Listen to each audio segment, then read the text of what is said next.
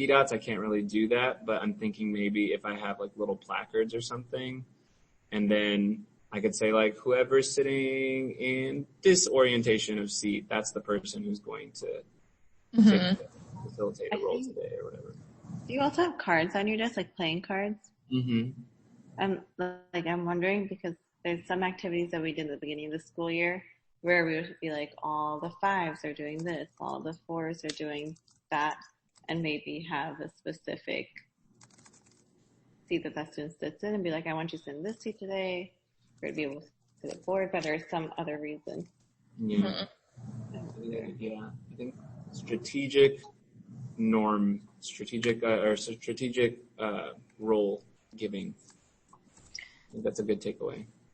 I'm also wondering, like, so I know you said you had an uneven number of kids, but I'm wondering if it would have made more sense to choose a group of 3 and then rather than split into a group of 3 and a group of 2 or something, then a group of 5. And it looks like, and I don't know if it's just the video that I can see, but it looks like the kids are just really far from each other. Yeah. My tables are really small, so I'm like used to everyone on top of each other. Can they even hear what like the other person or see what the other person is saying or doing? So I feel like that is something to think about. And also, if you want to do 5, like I wonder if it would then be better to do like take 2 minutes to try this problem with your partner, and then as partners, like share out what you came up with. Because I just think it's hard to access with that in that space and like number. I think that's a good point. Intentionality about the sizing too, when I have those odd groups. Also just being intentional about like where they should be positioning their papers. And part of that goes with like what Jamie was saying about limiting the number of papers that you give them. Like it might have forced them to collaborate more if it was one paper for 2 people to share. Or like you were saying, if you only had one set of algebra tiles and everybody could build. I noticed in that group at the end that like there was really one person building and she was writing in marker instead of in pencil to label the sides. And everybody was looking at what she was doing as she was talking. And it felt like that enabled kids to ask more specific questions. Because what I kind of heard in the first group is kids being like, it's 1Y, no, it's 2Y. And like, I don't know if they knew whether they were talking about a side length or the whole perimeter or a different side length. And when they're able to point and talk in the middle, I think the conversation gets stronger because they can actually respond to each other. Yeah, I've been giving, like, I've been making little task cards with the paper inside of like a little sheet protector. I've been doing 1 or 2 per team, but I didn't do that with this activity. I'm like, why? I think in my brain I was like, oh, every kid should have a little space to write on. But no, it probably would have been better to give them one big task card. And then they could have even written on that in dry erase marker too. Or you can give them their individual papers and still have one in the middle of the table if you do want them all writing it down individually. But like delineating there is a space in the middle of the table where you should be talking together. It's helpful. It's good stuff.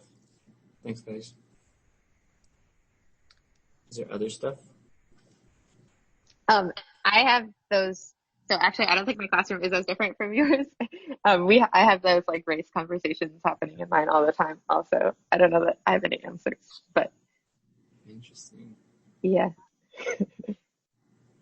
I was really interested in the dynamics between those 4 boys, and they seemed like heightened when the girl was up getting information from the team huddle, which like I don't know if there's a correlation there or not, but I was like, they seem more like ready to talk about this as soon as she walks away. Yeah, they were more like mean to each other when she wasn't there. Yeah.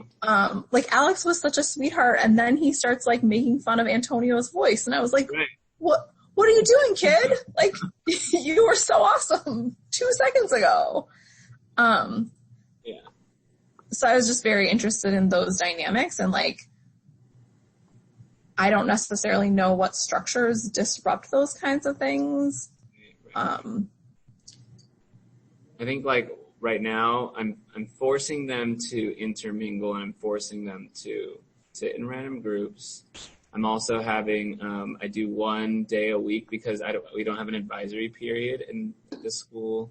And my last school is very into social emotional learning. And I think that this school has no structure for that whatsoever, or no content for that whatsoever.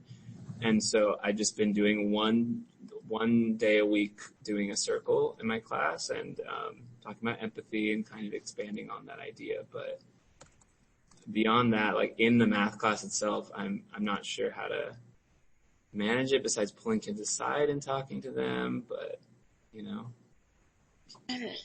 That's such a huge start, though. Even if you're that one program that builds in team building and empathy, because even if you have to take 5 minutes at the start of every class to build that in, I realized like it makes such a big difference. I remember my first year here, I had a class with the opposite issues, with the opposite race conversation, but also just they were so mean to each other that every class we started with, they had to pick a name out of a hat and then say one nice thing about that person. It had to be, even if it was something small, like I like your shirt or something looks nice today, even if it was physical, they had to do that. One day when I was absent, they let it by themselves, and that was just such a wow moment, and it just really changed the dynamic in the classroom. Like it started off really uncomfortable, but I was really adamant about it, and it really had them working as a unit. They are graduating this year, and they still talk about how that changed. How they together. Wait, everyone said one nice thing, or like one? Yeah. I would pick 3 names out of it. Like, so there'd be 3 different students each time, but they weren't allowed to pass. They had to say something. Wow. Wait, there are 3 we still don't understand. Everybody has to, there are 3 things that people are saying kind things about? So everybody's names was in a jar. It was in a hat. And then one day, like Karen, Brianna, and Ishmael would go. They would pick a name out of the hat. They would always try to be like, I'm not saying something nice about this person. Oh, so we'll wait until you can find one nice thing to say. And everybody would then like be like, you have to say something, like just say something about their shirt. And then it started off like a struggle, and it kind of makes students feel uncomfortable. And like, I would feel like kind of hurt if someone was paused on my name for that long. Yeah.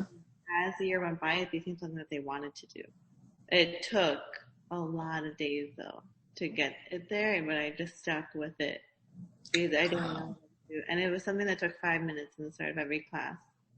So you pick 3 kids, and then each kid picks a name and then says something nice about that name. Yeah. Okay. That's really cool. Wow. I also wonder, like, you leverage like participation quizzes or roles to give them sentence starters or like infuse language that is friendlier and more welcoming. Because I didn't see a lot of necessarily like math moves that were putting each other down. It was more like when they were talking math, it was more like they were just kind of talking at each other instead of responding. And then the like unkindness came when it was off task. But I think like Antonio was clearly being like shut out from the group in lots of different, like academically and not academically. And so like, what can you have kids say that will help invite him back in? I like that. Sentence starters as a participation quiz. Yeah. And like, I used to talk with kids directly of like, the way that you say things, the tone that you use, like if you look at someone in the eye versus looking down at your paper while you're talking, sends a very explicit message to them about whether you actually care about their idea. So like, I want to see you making eye contact. I want to see you asking like, do you see what I'm saying? What do you think? Yeah. Jamie, you're going to say something, sorry. No, that's okay. I just wanted to ask this theme. You said you do like empathy work in your classroom. I was wondering if you could share that with us, if you have like slides or something that you speak about. Yeah, and I just said I did a couple, I've done about 3 now circles on empathy. So we, circle where they just have like a talking piece and then go all the way around the room. And I think the questions, I can send you the slides about them, but the questions were something like, after I defined empathy for them, I asked them to describe